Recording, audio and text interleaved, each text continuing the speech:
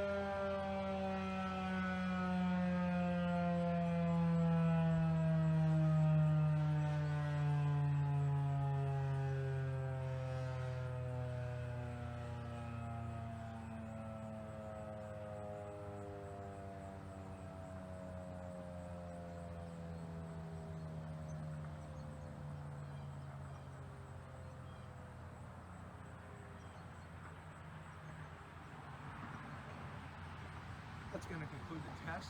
This is the second to last one for 2021. Got one more for you guys in November. And as you guys can see, the leaves are still on the trees. If I'm not mistaken, last year I believe the leaves had already fallen down at this time. It's actually a very nice day out today. It's actually in the 70s, so I can guarantee it's definitely not going to be like that next month. But let's have to wait and see. Until then, it'll be our last test of 2021. Then we'll have a 3-month break, and then we'll be back in April. Or no, I'm sorry, March. So that being said, make sure you comment, like, and subscribe, and I'll see you guys in the next video. Bye.